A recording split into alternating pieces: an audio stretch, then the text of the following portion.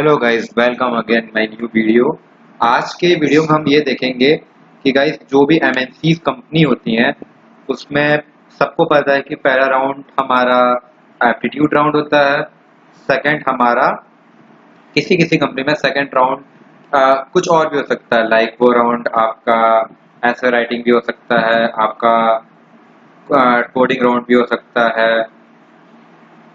According to the company vary करता है। But जो थर्ड राउंड होता है वो है टेक्निकल राउंड।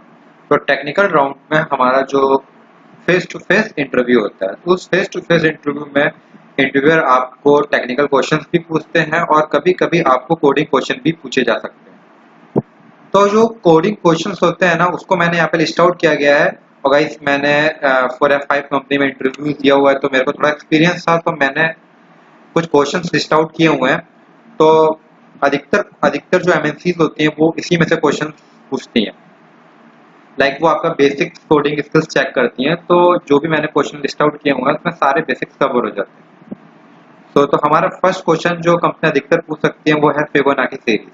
तो आपको फिबोनाची सीरीज में आउटपुट आपको ऐसा लाना होता है। लाइक फिबोनाची सीरीज क्या होता है कि सम ऑफ फर्स्ट टू डिजिट का सम जो है थर्ड डिजिट होता है। जैसे 0 और 1 का सम होता है 2, 1 और 2 का सम होता है 3, और 3 और 5 का सम होता है 8। तो आपको ऐसा आउटपुट लाना होता है, आपको ऐसा पूछा जाता है Fibonacci series. And second program हो सकता है prime number.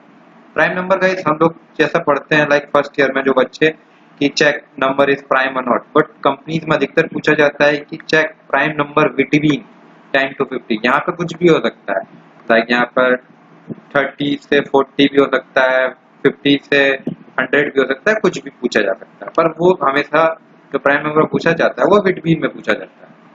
Okay, third question हो सकता है पैलिंड्रोम नंबर। तो पैलिंड्रोम नंबर भी पूछा जाता है, पैलिंड्रोम स्ट्रिंग भी पूछा जाता है। तो मैंने यहाँ पर जैसा एग्जांपल लिखा है, आपको चेक करना होगा कि मैडम एक पैलिंड्रोम है कि नहीं। हाँ, ये पैलिंड्रोम है। लाइक जैसे हम यहाँ से स्टार्ट करें तो MAD और पीछे से भी स्टार्ट करें तो MAD, ये पैलिंड्रोम है। तो आपको चेक करना होता है कि स्ट्रिंग जो है पैलिंड्रोम है या नहीं। इसी तरीके से आपको नंबर भी चेक करने के लिए बोला जा सकता है, लाइक 1 2 3 और 1 2 3। चाहे आप पीछे से पढ़ो चाहे आप आगे से पढ़ो, आपको सेम चीज मिलेगी। ओके, फैक्टोरियल जैसा कि हम मैथ में पढ़ते हैं, लाइक 5 का फैक्टोरियल क्या होता है 1 2 3 4 5, इसका टोटल मल्टीप्लीकेशन। तो हमें 5 का फैक्टोरियल मिलता है। तो ये आपको कोडिंग वे में उनको करके बताना पड़ेगा, ये आपको लॉजिक समझाना पड़ेगा। फिफ्थ प्रोग्राम हमारा हो सकता है आर्मस्ट्रांग नंबर। आर्मस्ट्रांग नंबर में हमको कुछ नहीं करना होता है।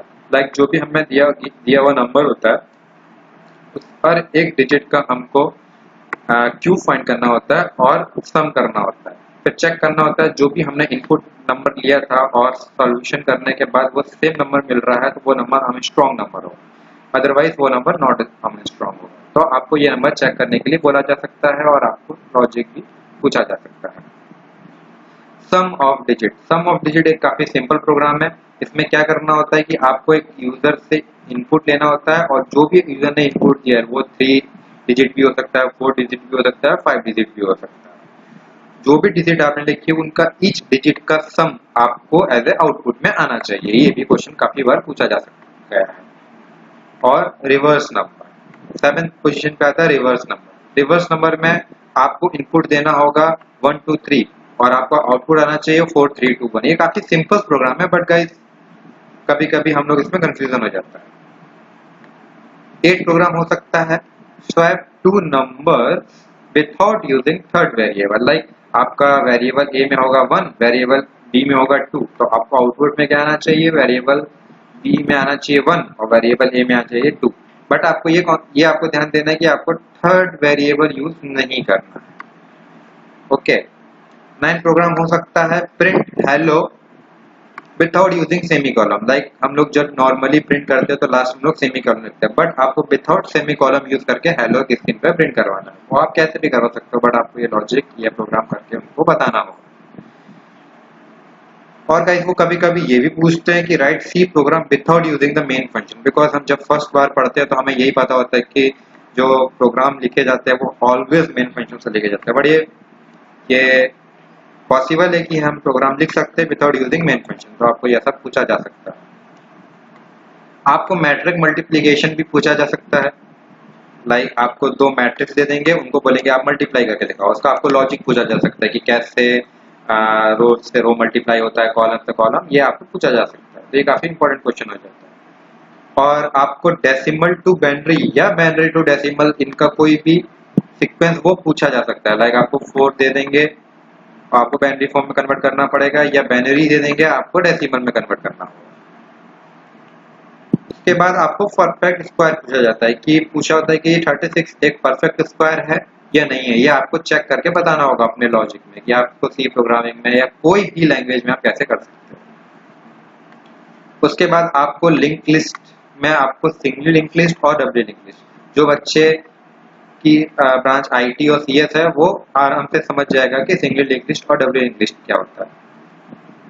तो आपको पूछा जा सकता है कि सिंगल लिस्ट में ऐड नोड कैसे करते हैं, ऐड नोड को डिलीट कैसे करते हैं, नोड को इंसर्ट कैसे करते हैं, ये पूछा जा सकता है। इसमें काफी डीप में नहीं जाते हैं, आपको सिंगल लिंक लिस्ट तक ही पूछा जा सकता है। और स्टैक एंड क्यू, ये बहुत इंपॉर्टेंट क्वेश्चन है। ये लगभग हर एमएनसी से आपको क्वेश्चन राइज करती हैं कि स्टैक को कैसे डिक्लेयर करते हैं, कैसे इसमें इंसर्ट करते हैं, कैसे रिमूव करते हैं, कैसे। और आपको क्यू का भी सेम कॉन्सेप्ट होता है, बट करने का डिफरेंट अलग होता है तरीका। और 16 नंबर पे है HCF एंड GCD। HCF माने highest common factor and greatest common divisor. तो ये आपको पूछा जा सकता है 2 नंबर का आपको HCF फाइंड करना है, 2 नंबर का आपको GCD फाइंड करना है।